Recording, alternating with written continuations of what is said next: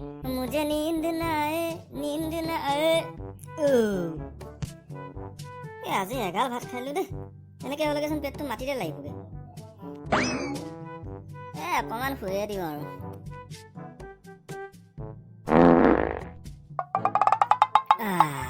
এতিয়াহে পেটটো খালি খালি লাগিছে বাবলু বাবলু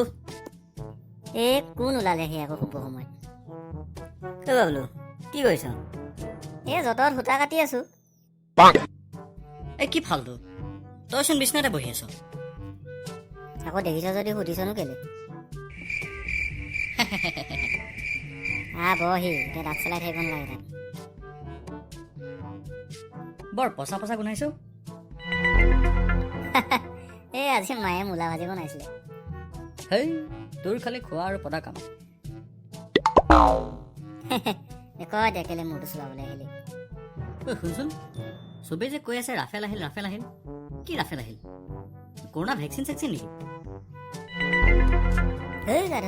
ৰাফেল এখন ফাইটাৰ প্লেন চাইনাৰ লগত যুদ্ধ কৰিবলৈ আনিছে হয় নি ক'ৰ পৰা আনিছে ফ্ৰান্সৰ পৰা আনিছে ৰাফেলৰ মেইন কেছটো তহঁতি নেজানো এইখনৰ ডিজাইনটো আমাৰ পপাইহে বনাইছিলে কথা যে ক তই বিদ্যা মোৰ দেহা মানে মালতী শপত তই তেতিয়া গাঁৱৰ ঘৰতে আছিলি মই আৰু পপাই গৈ পেলাই ফ্ৰান্সৰ পৰা ফুৰি আহিলোগে এবাৰ কেতিয়া গলি মইচোন আজিলৈকে গমেই নাপাওঁ মেট্ৰিক পৰীক্ষা শেষ হোৱাৰ দিনাই গৈছিলো তাৰ মানুহবোৰ কেনেকুৱা বগা আকৌ মইতো ফাৰ্ষ্ট গৈ মানুহবোৰে মুখত চূণ ঘঁহে বুলিয়ে ভাবিছিলো তাৰপাছত আৰু পপাকে মোকে বৰ দীঘল গাড়ী এখনত লৈ গৈছে নহয় 117টামান চকা হেৰৌ এখন ট্ৰেইন বুৰ্বক শুন তাৰপিছত মানুহ এজনক মই ভিতৰত সুধিছো ন গাড়ীৰ ভিতৰত আচ্ছা কথা হে এনেকে বুলি সুধিছো ফ্ৰান্সত মানুহবিলাকে হিন্দী ক'ব নেকি আৰু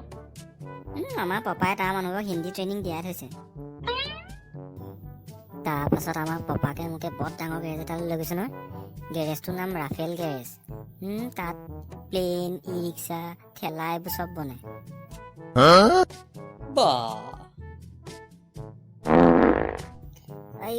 পেটটো চিকুট মাৰি ধৰিছো ৰ কাম ফাই কৰি আহোঁগে একেবাৰে পাছৰ কাহিনীটো কাহি কৈ আছো তেতো গুৰিলৈকে এগালমান চুবাবি যা শুই আগে